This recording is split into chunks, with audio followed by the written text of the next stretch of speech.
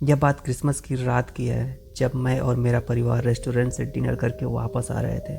हम सब बुरी तरह से थक चुके थे और बस जल्दी से घर पहुंचकर सोना चाहते थे। पर मेरी छोटी बहन अभी भी बहुत एक्साइटेड थी और बार बार टॉय खरीदने की जिद कर रही थी।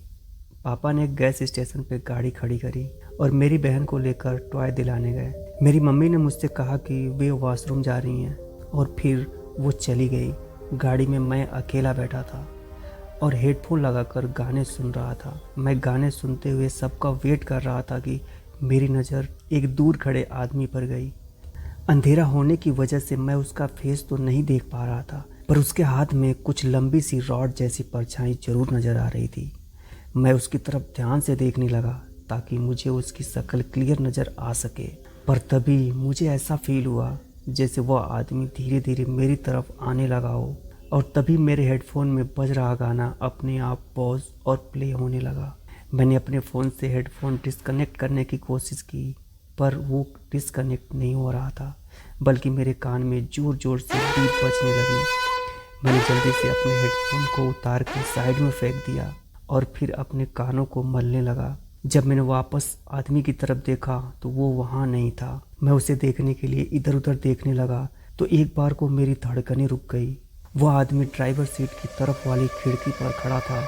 उसके हाथ में एक लंबी सी रॉड थी, कपड़े फटे हुए और हाथों और पैरों पर चोट लगी हुई थी, जिसमें से खून अभी भी आ रहा था। वह मेरी तरफ घूर के देखे जा रहा था और उसने अपनी रॉड से जोर से हमारी गाड़ी पर दे मारा। मैं डर के मारे वहीं जम सा गया। तभी वह रॉड हमारी गाड़ी का शीशा तोड़ते हुए मेरे अंदर घुसने ही वाला था कि मुझे मेरी बहन की आवाज़ आई।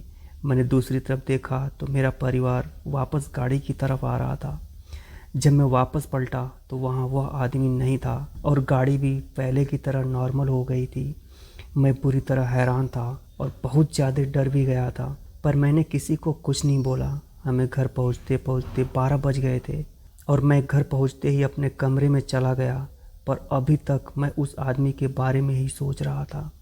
मैंने अपना ध्यान भटकाने के लिए वापस अपने हेडफोन लगा लिए और आराम से गाना सुनने लगा। कुछ देर बाद हेडफोन में वही दिक्कत आने लगी जो उस वक्त गाड़ी में आई थी और अगले ही सेकंड वह तेज़ से बीप बीप शुरू हो गया।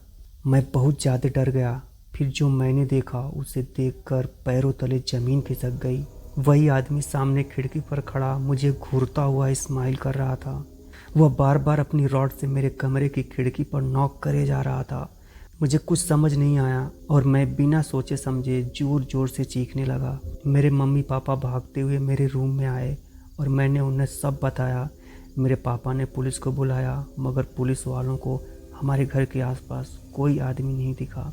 इस दिन के बाद से मुझे वह आदमी फिर कभी नहीं दिखा और मालूम करने पर पता चला कि हमारे नेबरहुड में एक पागल आदमी था जो लोगों को एक लंबी रॉड से मारता था। कहते हैं लोगों ने उसका घर जलाकर उसे मार डाला। शायद मैंने जिस आदमी को देखा था वह उसी आदमी का भूत था।